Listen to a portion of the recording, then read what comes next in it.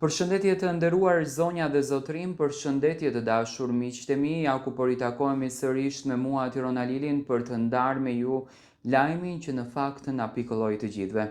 Një familje u shua brenda natës, një trishtim që kaploi jo vetëm Italinë, por edhe më tej. Çfarë ndodhi në këtë shtëpi? Kush ishte kjo familje?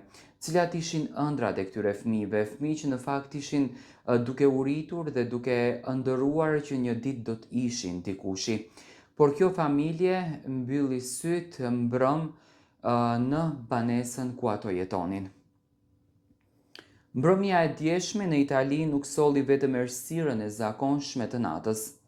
Ajo solli një heshtje që peshon në rënd në shpirt, një heshtje që mori me vete 4 jetë, 4 ëndra, një familje të tërë shqiptare që sot nuk është më. Arti Kola, 48 vjeç, Ionida Kola, 43 vjeç, Hajdar Kola, 22 vjeç, dhe Jessica Kola, vetëm 15 vjeç. 4 emra që sot nuk janë thjesht më emra, por një plagë e hapur në zemrat e atyre që i njohën, i deshtën edhe i respektuan. Një defekt i kaldajës, një rjedhë monoksidi, karboni, një armik i padukshëm, pa erë dhe pa zë, që hyri natën edhe shuajti gjithçka. Askush nuk dëgjoi një brit më, askush nuk pati kohën që të kërkonte ndihmën, vdekja erdhi në heshtje. Arti Kola kishte lindur në Shqipëri. Si shumë burra shqiptar, ai mori rrugën e mërgimit për një jetë më të mirë. Fillimisht në Greqi, më pas rreth 10 vite më parë në Itali. Jo për luks, jo për rehati, por për të ndërtuar diçka për familjen e tij. Pas vetes Arti solli edhe gruan Ionidën, djalin Hajdarin dhe vajzën e vogël Jessicën. Një familje thjesht punëtore e ndershme. Një familje që nuk kërkonte më shumë se sa një shtëpi të ngrohtë edhe një të ardhme teje të sigurt. 3 vite më parë ato kishin bler shtëpinë e tyre. Nuk ishte perfekte, nuk ishte luksoze, por ishte e tyrja. Po e renovonin ngadalë, hap pas hapi, me mundin e krahëve të artit, me durimin e Ionidës, me shpresën e fëmijëve. Shtëpia ishte pothuajse gati, por jeta jo. Arti punonte si piktor, një punë e lodhshme por e ndershme.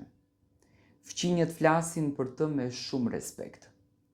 Ishte një njeri i mirë, ku kujdesej për të tjerët, gjithmonë i gatshëm për të ndihmuar. Nuk kërkonte vëmendjen, nuk ankohej, nuk bënte zhurmë, ishte nga ata njerëz që mbajnë familjen mbi supe pa u ankuar kurrë.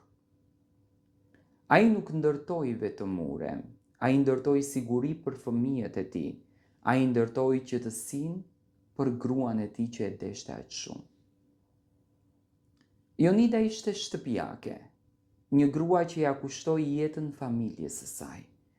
Çdo mëngjes dilte për të blerë bukën, gjithmonë me buzëqeshje, gjithmonë tepër e sjellshme. Një grua shumë e mirë, kur nuk bënte fjalë, gjithmonë përshëndeste me respekt. Ka thënë pronarja e dyqanit.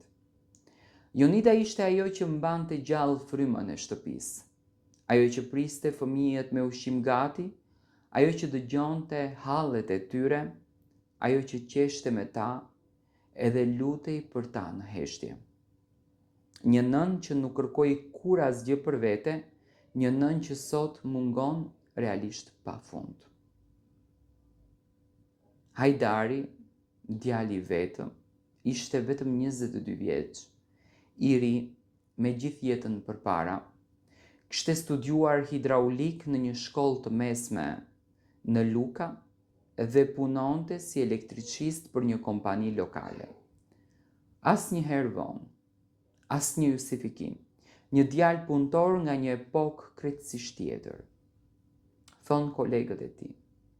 Ai nuk kishte ëndra të mëdha për famë apo pasuri, kishte një qëllim të thjesht por fisnik, të ndihmonte familjen edhe prindërit e tij. Fliste shpesh me kushërinjt, gjithmonë i qetë e gjithmonë i përullur. Një djalë që u rit shpejt, një djalë që nuk arriti të plaket kurrë. Jessica ishte poetja e vogël. Jessica ishte vetëm 15 vjeç, më e vogla e familjes. Një vajzë e ëmbël, e ndjeshme, e qetë. Ajo shkruante poezi. Poezi që sot shoqjet e saj të klasës po i mbledhin me slotësh. Jessica ishte një vajzë shumë e ëmbël. Studionte me pasion edhe për kushtim. Thot drejtoresha e shkollës së saj. Ajo kishte një ëndër, donte të bëhej parukiere, si kushërira e saj në Padova, një ëndër e thjesht, një ëndër vajze. Ndoshta kishte shkruar një poezi për jetën, ndoshta për të ardhmen, ndoshta për familjen e saj. Por ajo poezi mbeti pafund. Një defekt teknik, një kaldaje, një gabim fatal dhe 4 jetë u shuan brenda një natës. Njerëzit të ndershëm, njerëz që punonin, njerëz që ndihmonin të tjerët, një familje që nuk i bëri në thelb keq askujt. Sot shtëpia e tyre është e heshtur, dritarët nuk hapen më, zërat nuk dëgjohen më, por kujtimi i tyre do të jetojë gjithmonë.